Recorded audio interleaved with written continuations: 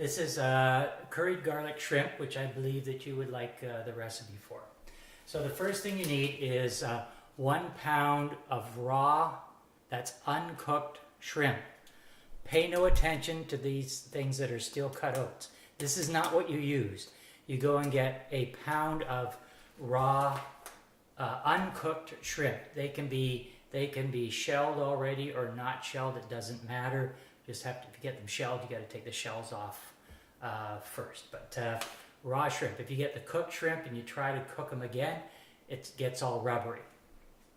So you need a pound of raw shrimp, and then I would use a 1/4 cup of butter, but you want it to be healthy, so you can use a 1/4 cup of basil. There you go, 1/4 cup of basil. And you put the 1/4 cup of basil in the pan, but the other things you need is you also need some, you can get some chopped garlic. You get fresh garlic and chop it up yourself. You're going to need 2 tablespoons of, so 1, 2 tablespoons of chopped garlic. And then you will need, oh, I didn't get this out yet. Curry, you need curry. So I use a, that's poultry seasoning. Here we go. This is a medium curry. So if you're going to use a lot of this, or maybe you already have it around the house, you can get a little jar of it. But if you buy it in the bag or you go to the bulk store, it's a lot cheaper. But when you get it in these bottles, it's kind of expensive. So I use a, this is a half a tablespoon of curry. And so a little conversion for you. 3 teaspoons equals 1 tablespoon. 3 teaspoons, 1 tablespoon. If you can't find a tablespoon, then you can use 3 teaspoons for 1 tablespoon. And of course, probably one of the most important things is sambuca. So you need 1 ounce, or approximately 1 ounce of sambuca.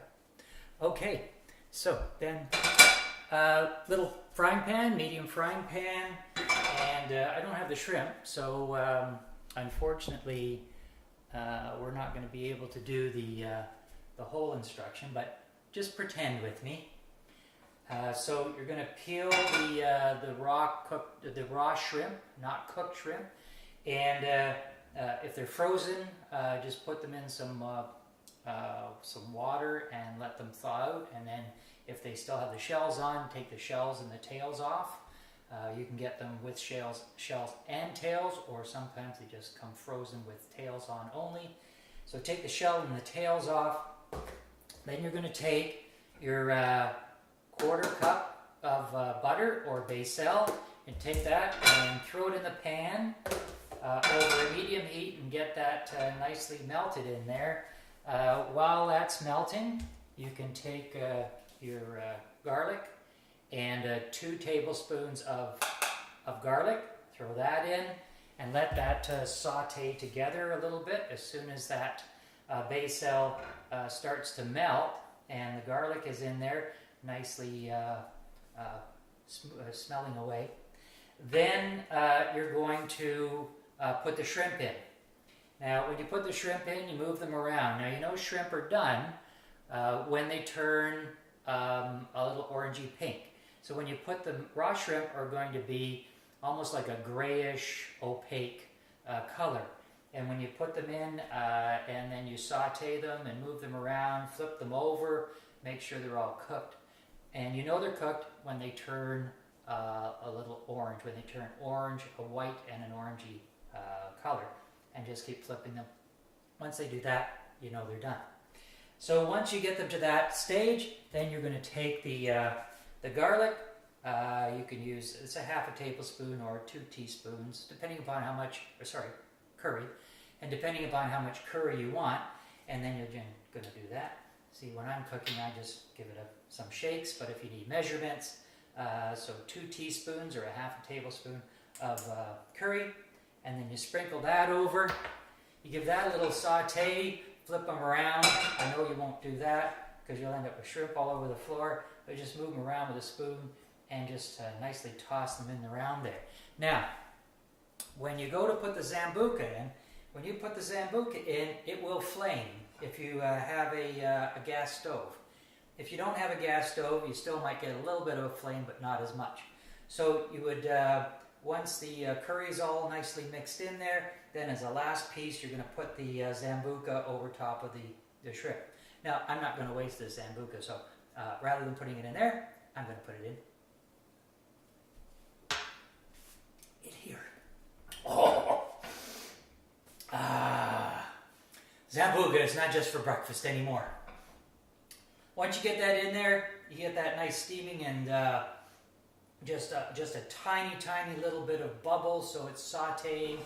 Just let that go for a couple of moments, and then you can take the shrimp and onto a plate and just layer it on the plate. Depending upon the size of the shrimp you get, the count is, when you see it on the bag, it'll be a count per pound of shrimp.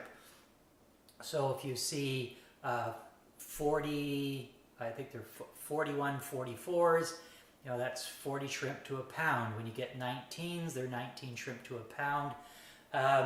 Depending upon what you're using them for, if this is finger food, then you can, you can use a little bit of a higher count, so more shrimp per pound. When I serve them here, I will go in, I think I get a 26 count, but I've also used a 30 count as well. 30 count is a nice piece of finger food. 26 count is more of a meal size.